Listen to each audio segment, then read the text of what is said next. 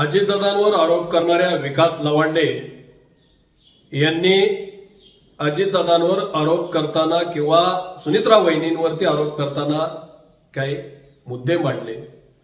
अजितदादांच्या विचाराचा लोचा झाला. अजितदादांनी शाहू फुले आंबेडकरांचा विचार सोडला, पुरोगामी विचार सोडला आणि शाहू फुले आंबेडकरांचे फोटो लावून त्यांचा अवमान करू नये हे जे विकास लवांडेने शहाणपण पाजळलं ते शहाणपण विकास लवांडेने त्या रोहित पवारांना शिकवावं.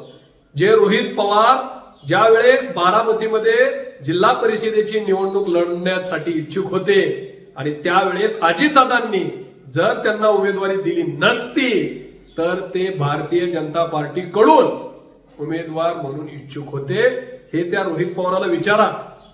आरएसएसच्या शाखेमध्ये सुनित्रा वहिनी या गेल्या आणि त्यामुळे आरएसएसचा विचार हा राष्ट्रवादी काँग्रेसने स्वीकारला. हे जे विकास लवांडे तुमचं मत हे अत्यंत थोतांड आहे.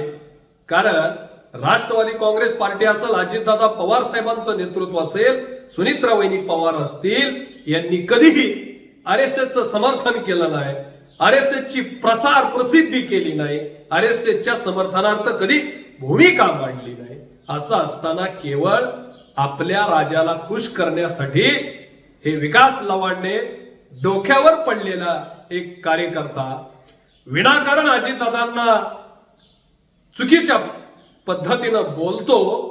हे विकास लवांडे आपल्याला सुचलेलं शहाणपण हे आपल्या बुद्धीतून नव्हे तर रोहित पवारांच्या बुद्धीतून तुम्हाला मिळालेलं हे ज्ञान हे बंद करा.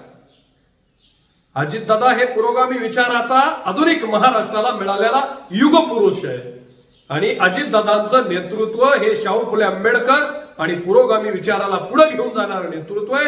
याच्यावर महाराष्ट्रातल्या जनतेचा ठाम विश्वास आहे आणि निवडणुकीमध्ये जनतेने ते सिद्ध करून दाखवलेलं आहे. आणि म्हणून तुमच्यासारख्या फुकट सल्ल्याचा सल्ला घेण्याची राष्ट्रवादी काँग्रेस पार्टीला गरज नाही.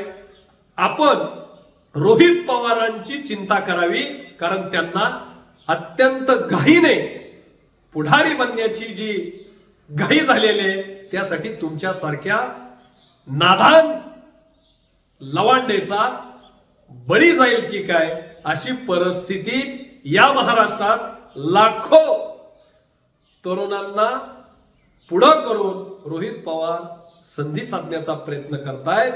आणि अजितदादांवर तुमच्यासारख्या बिंडोक माणसांनी कधीही कितीही आरोप केले तरी महाराष्ट्रातील जनता तुम्हाला, रोहित पवाराला व तुमच्या राष्ट्रवादी काँग्रेस पार्टीला थरा देणार नाही. काल खासदार सुप्रिया सुळेंनी अमित शहा साहेबांची भेट घेतली आणि मग जर सुप्रियाताईंनी अमित शहांची अनेक वेळा सातत्याने जर भेट होत असेल तर मग तुम्ही भारतीय जनता पार्टीची कोणती टीम म्हणून काम करताय हे महाराष्ट्राच्या समोर येऊ द्या. मग दूध का दूध आणि पाणी का पाणी होईल. विनाकारण अजितदादांना डिवचू नका. अजितदादांचं काम हे महाराष्ट्रातल्या जनतेने स्वीकारलेलं आहे आणि त्यावरती मोहर लावण्याचं काम निवडणुकीमध्ये जनतेने